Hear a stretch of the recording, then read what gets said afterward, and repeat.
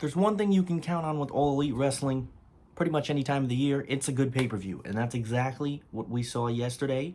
This is your AEW Double or Nothing full show review. We're going to go over every match in depth and in detail. I'm going to give you my thoughts and opinions because this was a good show. And if you're one of those people that did not see the show and have a chance to go back and watch it, I definitely would. The Stadium Stampede match closing the show was absolutely hilarious. I think we all generally just took 20 to 25 minutes and just laughed our ass off at what that match was. You know, the other matches were good. We had some nice surprises. Like, subscribe, share the channel, do everything that you need to do, because this right here is your AEW Double or Nothing full show review.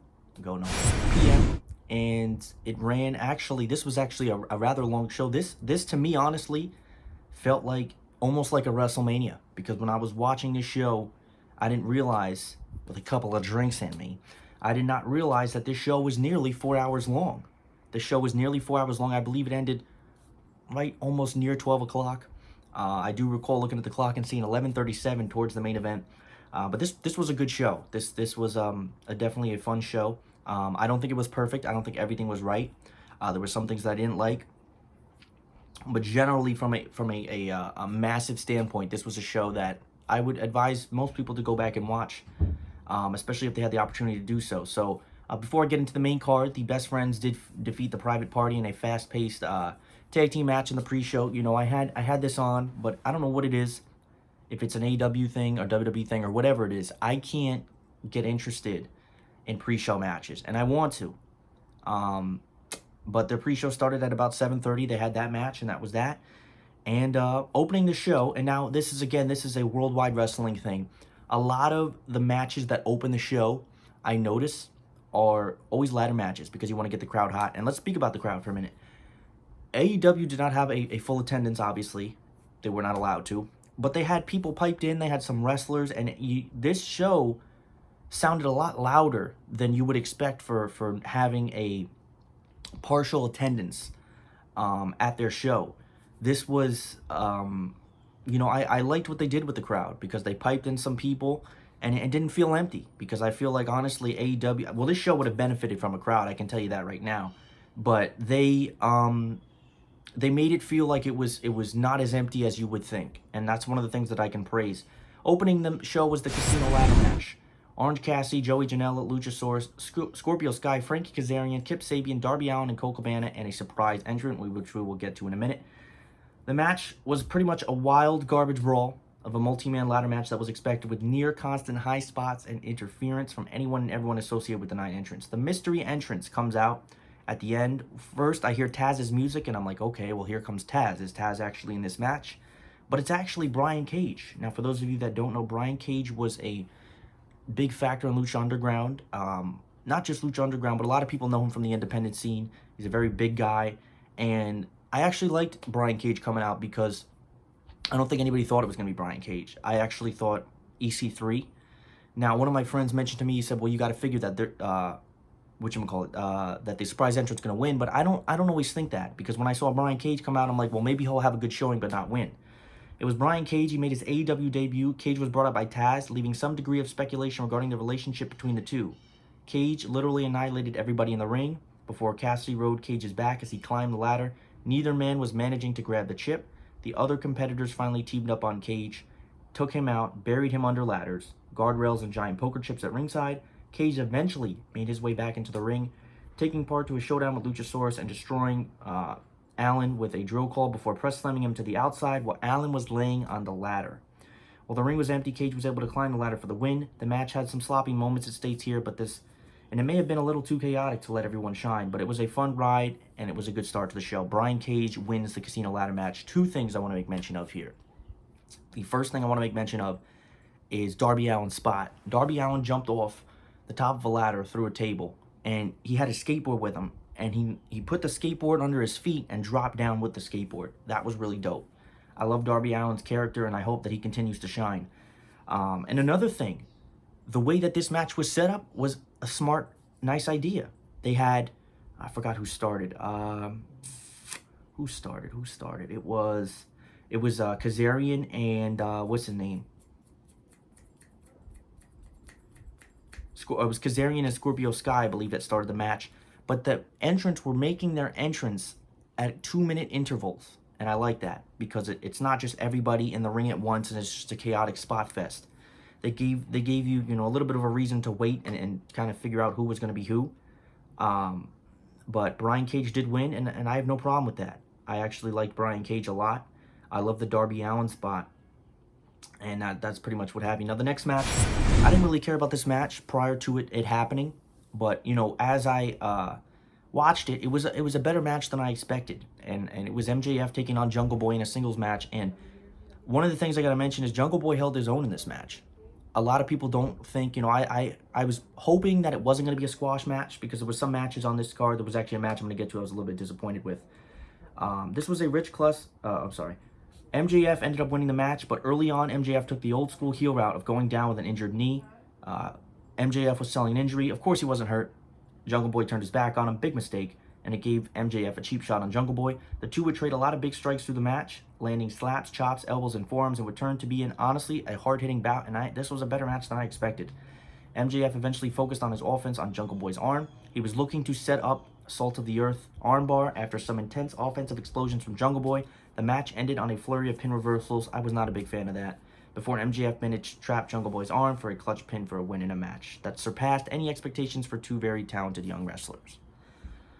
I didn't think that, I thought going in, I said, regardless of what's going to happen in this match, MJF's going to win. And MJF did win, and that was the right call to make. But Jungle Boy held his own in this match. It wasn't a squash match. And I think that that's one of the things you got to respect is that they weren't just squashing him. I'm really not one of those people that's a big fan of those pinning sequences at the end. I don't really like the pin reversals. One person 1-2 rolls him over 1-2 and then he gets it. I think that if that was the case, Jungle Boy should have won because it would have shown that Jungle Boy got a lucky win against MJF. But again, the match was good, but I thought that MJF on a pay-per-view, and this is no insult to Jungle Boy, I thought that MJF on a pay-per-view should have had a little bit of a bigger opponent, just for, especially for his return. Now, the next match I liked a lot. But I got the winner wrong because I was really sold on who I thought was going to win this match. This was the TNT Championship. Got to criticize AEW. The TNT Championship was not designed with a lot of creativity. I thought it could have been designed a lot better, but it was not. This was Cody Rhodes taking on Lance Archer in the finals of the TNT Championship tournament with Mike Tyson ringside to present the winner with the championship. After two crossroads, Archer hit the blackout seconds into the match, but Cody was able to immediately roll out of the ring to avoid a pin. Every time Cody made a little bit of headway in the match, Archer quickly cut him off with big moves, so Cody never got a good hold on the match. It lasted until Archer exposed the steel turnbuckle, ended up running him to the ribs first. It gave Cody an opening to work over the midsection of the larger man. Even with the target, Archer continued dominating the majority of the match. Lance Archer was in control for a long time in this match. Cody made a strong leg charge, including a top rope cutter before hitting Crossroads for a 2 count. Obviously, one Crossroads was not going to put Archer down. Archer was walking the ropes after a chokeslam and EBD call, but Arn Anderson took advantage of a distracted referee, crotching Archer on the top rope. This led to both Armstrong and Jake Roberts being ejected from ringside, which I kind of expected was going to happen, and left the men without their seconds. Moments later, Roberts walked back into the ring with Snake, which prompted Mike Tyson to leave his chair at ringside and scare Roberts off. In the ensuing chaos, Rhodes countered Blackout into 2 Crossroads. Crossroads 1, Crossroads 2, and it was a long uphill battle, and it taked out, which a person I didn't think was going to lose. Cody Rhodes wins the TNT Championship. This was a very good match. I really thought that Lance Archer was going to win. The only problem is now is that I feel like whoever won this title is going to have it for a long time. I don't see Cody dropping the title anytime soon. That's just my opinion. But, I don't mind it so much. I would have loved to have seen Mike Tyson knock somebody out. I don't know if Jake the Snake Roberts was going to be that guy that he was going to lay out. But this was a really good match, and I expected it to be. I'm interested to see what happens from Lance Archer from here. I don't know if I would have had Lance Archer lose yet, but he didn't. He looked very strong in his match against Cody Rhodes. Now, the next match was the first women's match of the night, and, it was supposed to be Britt Baker, but unfortunately her ACL was torn, and that's unfortunate because I like Britt Baker a lot. But this was Chris Statlander taking on Penelope Ford in a one-on-one match. I didn't really care too much for this match. It was an okay match. I just didn't care too much. And that's one of the things that AEW needs to work a little bit on is I feel like their women's division is not as good as it should be. The excitement is really not there. But this was a better showing than you would think, and I like Chris Statlander a lot. You know, Ford took the upper hand in the beginning of the match before Kip Sabian proved to be just too much of a distraction. Statlander took over, put Ford away with the big bang. Solid match, showcase for the women's division. Nothing special here. Chris Statlander wins this match. I like Chris Statlander a lot. I think she's very good. Penelope Ford is smoking hot. We all know this. That brings me to the next match.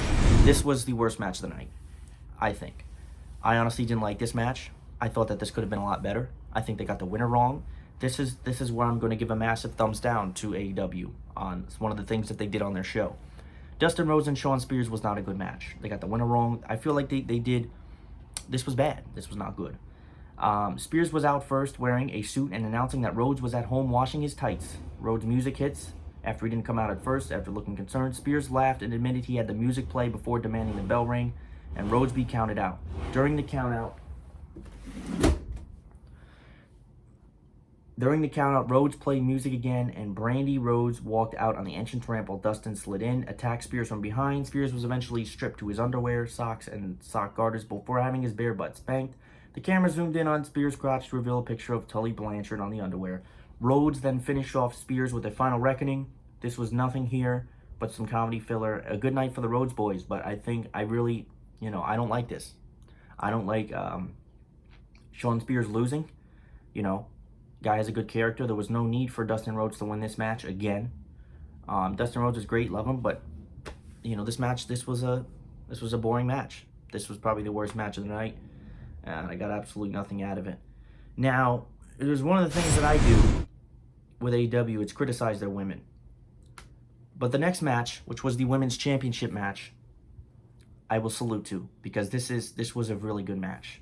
This was Nyla Rose taking on Hikaru Shida in a no disqualification match for the AEW Women's Championship.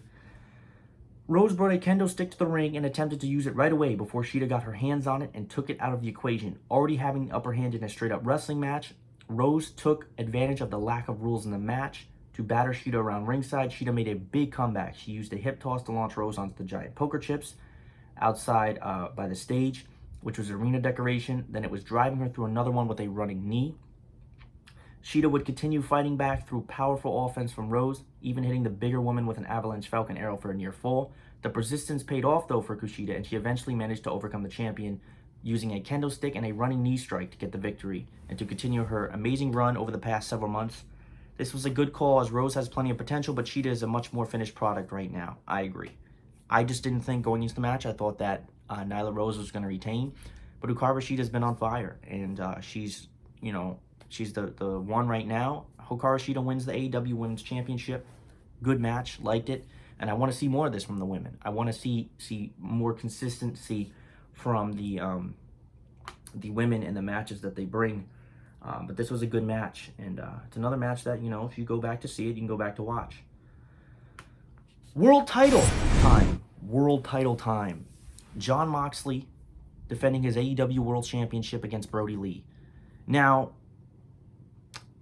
I was excited for this match, but I think that it was too soon. And I think that's a lot of what we all thought. I thought it was premature. I thought that, Brody Lee was just being brought up and built. He does not need a loss. Moxley could not drop the title yet. Regardless of what happened, which I will get into, this was a very good match. Moxley got off to a fast start. He had an early suicide dive. Lee came back with some powerful offense and a suicide dive of his own. Much of the match was contested at ringside, with both men being driven into barricades and set decorations as well as being thrown into and out of the ring steps. Moxley would eventually hit a paradigm shift. I love the name of that finisher, by the way. From the elevated portion of the entryway through the lower section, busting Lee open. This seemed pretty legit here. Lee tried to immediately hit the discus clothesline as they entered the ring, but it was countered into another paradigm shift, and Lee kicked out at 1. This was a brawl. This was a good match. Moxley assaulted Lee with a series of elbows and another paradigm shift for a 2 count. Moxley then locked in a bulldog choke and switched to a rear naked choke to get the victory when Lee's arms dropped. This was a good physical stuff here, CBS Sports states, and an interesting finish that kept Lee fairly strong with multiple kickouts after paradigm shifts before being put out to sleep without submitting. So, I was one of those people where I said, maybe it'll be a screwy finish. But, you know, as I'm watching this, I'm thinking, well, you know what? I like the ending because technically Brody Lee never tapped. He was never pinned. He never did any of those things. And Moxley retained. So, you know, Brody Lee might come out Wednesday and say, listen, I never forfeited it, but the referee called it. This was a very good match. And at this point in the show, AEW looks pretty unstoppable. A lot of the things they're delivering is just fantastic. This was a really good show. And I think that we all can state that AEW, you know, regardless of what you say about their weekly product, which is usually pretty good, they know how to deliver. And speaking of delivering, it brings us to the main event. This is one of the best matches I think I've ever seen. Not from a wrestling standpoint, but just from an entertainment standpoint. This was absolutely incredible. It was the Stadium Stampede match, which was pre-taped prior. It was the Elite and Matt Hardy taking on the Inner Circle in the main event of AEW Double or Nothing. When Kenny Omega hit a diving one-wing angel on Sammy Guevara. Oh, see, now I don't like how they have it listed here. They have it listed and they tell you the finish. The teams received full football-style entrances before the match, which was great. The Inner Circle was matching football uniforms, which was funny as hell. Hangman Page did not enter with his team, but he chased down Sammy Guevara while riding a horse. I was trying to keep my composure here. This was hilarious. Sami Zayn, yeah, he's nowhere on TV. Sammy Guevara was riding a horse. I'm sorry, Hangman Page. The action returned early to the ring that was placed at the 50-yard line, allowing for some standard wrestling action in the middle of the chaos. Guevara made his return, having escaped Hangman and his horse. Matt Jackson climbed a ladder to a crossbar of the goalpost. So this was pretty cool. Matt Jackson hit a moonsault off of the goalpost, the Jaguars goalpost. He missed Guevara earlier. Page made his way to the stadium bar, leaving his team out to dry for a bit. Santana and Ortiz drove Kenny Omega through a barricade suspended between tables, and then they threw Matt Hardy into a pool, where Matt Hardy version 1 emerged briefly. We saw him kind of show his twist of fate a little bit there, which was pretty cool. I love the thing they did there. Jake Hager found Page in the bar where they shared a drink before breaking out into a fight. That was funny as hell. The two brawled around the bar, including on the pool table, with Hager sliding Page headfirst along the length of the bar. This looked like it was painful because I don't know what kind of drinks were on there. Regardless, Omega came to lend a hand with he and Page breaking champagne bottles over the head of Hager. Meanwhile, Matt Jackson hit a series of Northern Light suplexes for a full length of the football field while his brother pelted Chris Jericho with footballs. The madness continued with penalty flags, replay challenges, and Chris Jericho being painted white by a linebacker before Omega hit a massive one-wing angel from the stadium seats through a platform set up below the scoreboard pin on Guevara. This was one of the wildest matches you're ever going to see, and it surpassed all expectations. The Elite get the victory. I'm going to say how they did in a minute. This was awesome. This was awesome. This was a solid pay-per-view from top to bottom. I liked a lot of what I saw. The ending saw Kenny Omega hit a one-wing angel on Sammy Guevara, and that's what was the victory. This was great. If you're only allowed to watch one match, you need to watch the Stadium Stampede match because that match was phenomenal, and I loved it to death. But, you know, this was your AEW Double or Nothing review. This was a really good show. I liked it a lot. Gave us a little bit of everything. The only thing I didn't like was Dustin Rhodes and Shawn Spears. Everything else I wasn't the biggest fan of, but you know, the women's title match was good. A lot of things were good. Again, I always appreciate you guys watching. Thank you so much and push this out there. Have a great